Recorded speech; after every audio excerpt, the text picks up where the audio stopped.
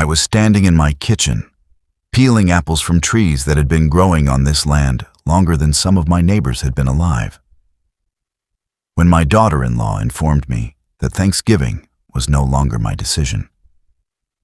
Vanessa walked in with a list in her hand and said that around 40 members of her family would be arriving at my farm for the holiday. 40 people. Then came the part that made me stop peeling. She explained where I would be sleeping, not in my bedroom, not even in the main house. She had decided I would stay in the old caretaker's cottage because her father supposedly needed my bedroom due to his back problems. The cottage had no central heating, only a couple of space heaters. My son, Owen, sat nearby with his laptop open. He didn't argue. He didn't ask me what I thought. He simply stayed quiet while his wife reorganized my home as if I had already handed her the keys. I looked around the kitchen. My grandfather had built this house in 1928. The property covered 96 acres, including thousands of apple trees. My late wife, Ruth, had helped transform a small roadside stand into a thriving business that had once supported nearly 30 employees. And now Vanessa wanted Ruth's photographs removed from the dining room because they made the house feel too private. That was when I realized Thanksgiving wasn't the real problem. Something much bigger had already started. 2 days earlier, a courier had delivered an unusual package to my cider house. Inside were expensive linen napkins embroidered with a golden apple tree and the words, "Founder's Table." The invoice was addressed to my property, but the order came from a company I had never heard of, Cedar Run Retreats. Then a banker named Audrey Collins called. She wanted to verify documents connected to a hospitality development project. According to her records, I was contributing my land as equity toward an $8.6 million resort. I told her there had to be a mistake. There wasn't. My attorney, Margaret Shaw, obtained a 17-page agreement describing a luxury development planned directly on my farm. 32 cottages, a spa, a wedding venue, and some of the oldest apple trees on the property would be destroyed. When I reached page 14, I found my name, my signature. At least that was what it looked like. But I had never signed the document. Margaret compared it with an old equipment lease from 2022, and the answer became obvious. My signature had been copied digitally from that document. Even a small scanning flaw appeared in exactly the same place. Owen was listed as the managing member. Vanessa was named Chief Development Officer. Her father, Malcolm, was identified as chairman of the investor group. The price for controlling my land? $8,600,000. The option fee? $10. My entire life's work had apparently been reduced to $10 on paper. But the fraud didn't stop there. Money had already been collected from investors. 41 people had purchased units, many of them Vanessa's own relatives, believing that the company already controlled my property. More than $800,000 was sitting in escrow, while hundreds of thousands more had moved elsewhere. Then the truth hit me. Almost every person who had invested was about to arrive at my house for Thanksgiving. Margaret advised me to cancel the gathering. But I knew exactly what would happen if I did. They would call me confused. They would claim I had changed my mind. They might even turn a forged signature into nothing more than a family disagreement. So I made a different decision. I would host Thanksgiving.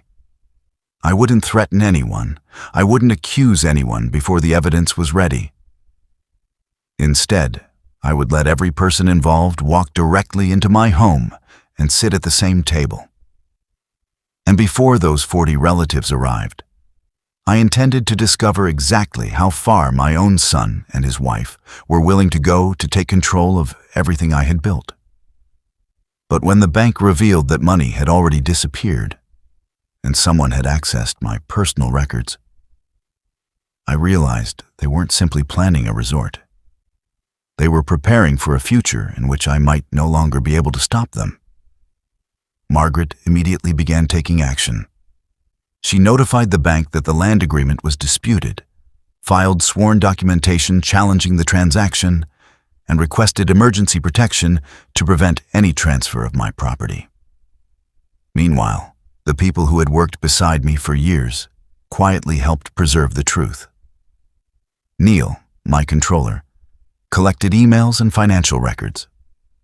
Rosa, who managed the orchard, secured property documents, equipment, and company files. Then I called the bank. The situation was worse than I had imagined. Nearly $100,000 had already been released from escrow using paperwork connected to the forged signature. The money had been sent to a consulting company tied directly to Vanessa. Neil soon uncovered additional expenses disguised inside ordinary business accounts. Marketing costs for the resort had been hidden among unrelated company purchases. A design invoice had been misclassified, and part of that payment eventually made its way back to Vanessa. But one discovery disturbed me more than all the missing money. Someone using Owen's company login had accessed copies of my driver's license, tax records, and even Ruth's death certificate. They weren't just building a resort proposal. They were gathering documents connected to ownership, identity, and succession. They were preparing a file that could make everything appear legitimate if I became unable to object. By the time Malcolm and his wife arrived at the farm, they brought wine, presentation folders, and polished materials featuring the same golden apple tree logo.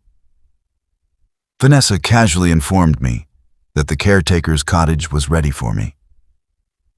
I told her I would be sleeping in my own bedroom. She stared at me and said something that I couldn't forget. "You know Owen will own this place someday." It wasn't a legal argument. It sounded more like an assumption about my death. The next morning, I called an emergency board meeting. I placed the suspicious documents in front of Owen and asked who had authorized them. He called the entire project a concept and a diversification strategy. I asked him why money had been collected from investors using land that did not belong to him. He avoided the question. Then I placed the old lease beside the development agreement. The signatures were identical. So was the scanning defect. I looked directly at him and said, "You copied it." The room went silent. The board voted to suspend Owen from company systems, property records, and any authority to act on behalf of the business. 4 votes supported the suspension. Only 1 opposed it. Owen walked out furious and immediately told Vanessa that I was setting a trap. He was right about one thing. I was. But it wasn't a trap built on lies. It was built on evidence. That evening, Thanksgiving guests began arriving in rented SUVs, vans, and even a motorhome. One vehicle was parked directly beside Ruth's rose garden. Inside my own home, architectural drawings were spread across tables. People were discussing cottages and investment returns. Owen tried to undermine me in front of everyone. He loudly suggested that I was confused about what I had signed. But I asked him a simple question. What date did I supposedly sign it? He had no answer. Later that night, someone quietly tried the handle of my locked bedroom door. It was Owen. Through the door, he asked me to simply tell the bank that I had signed the agreement. He promised the entire problem would disappear. Then he reminded me that I was getting older and asked how long I intended to hold on to everything. I told him I would hold on to it long enough to decide what happened to it. But early Thanksgiving morning, the situation became even more unbelievable. Vanessa was standing in my kitchen wearing Ruth's apron. And when Rosa called with news about a notary waiting at the gate, I realized they were still trying to repair their fraudulent story. The notary had supposedly witnessed my signature months earlier. But when I confronted her, she began crying, and what she revealed proved that the forgery was only the beginning. The notary's name was Tessa, and according to the development agreement, she had officially witnessed me signing the land documents. The problem was simple. It never happened. At the exact time she claimed I had appeared before her, I was at a hospital undergoing an eye procedure. Owen had driven me there, and Vanessa had picked me up afterward. They both knew exactly where I had been. Tessa eventually admitted that she had never seen me sign anything. Vanessa had told her the paperwork had already been signed, and that there was no need to inconvenience me after my medical treatment. Tessa placed her stamp on the documents afterward. That morning, Vanessa had apparently contacted her again and instructed her to bring her official journal because the investors needed a clean record.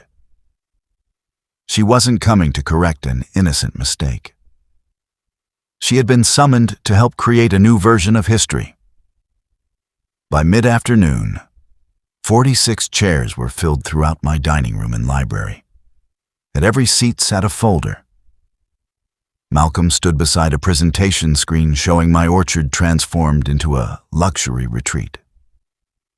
Before anyone could raise a glass to celebrate their investment, I stood.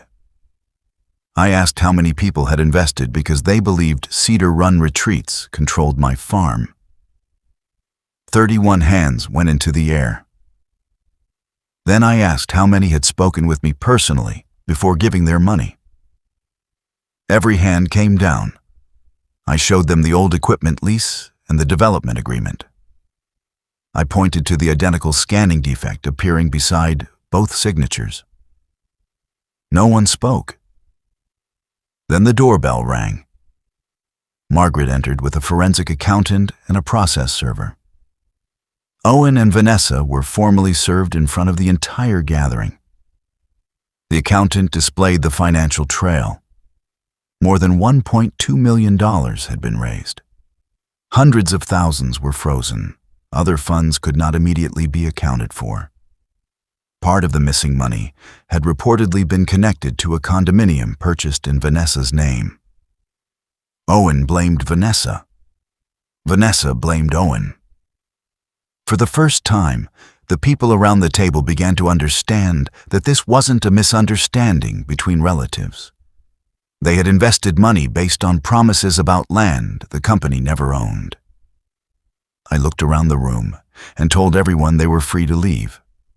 But I also promised that beginning the next day, Margaret and the accountant would meet with every investor individually and explain exactly where things stood. Then I gave Owen and Vanessa a deadline to leave the property. The investigation continued for nearly a year. Accounts were placed under outside control, investors recovered much of their money, and the false notary certification became part of the legal case. Eventually, investigators found an email showing that Owen knew the signature page had been copied and feared I would stop the project if I saw the complete agreement. The excuses were over. Vanessa later admitted to fraud involving the investment scheme. Owen accepted responsibility for his role in falsifying records and misusing company property. But the biggest change happened on my farm. I rewrote the succession plan. No single person would ever again have the power to manipulate the future of the land through family pressure. Independent oversight was established. The working orchard received additional protection, and employees were given a path toward eventually having a meaningful stake in the business. The following Thanksgiving was much smaller. No presentation folders, no projector, no investors discussing my property. Just a few people gathered around the same table where everything had fallen apart the year before. Owen sent a letter. He didn't demand forgiveness. He didn't ask for the farm. He simply admitted that his greatest failure wasn't losing the business opportunity. It was treating his own father like someone who was already gone. I didn't know how much forgiveness I could offer that day. But I knew hatred wasn't the future I wanted either. So I kept the letter. Because sometimes protecting what matters doesn't mean locking everything away. Sometimes it means refusing to let lies become the final version of the story. And as I closed the drawer containing Owen's letter, I realized something I should have understood from the beginning. Land can be protected by deeds and laws. But trust survives only when people finally choose to tell the truth.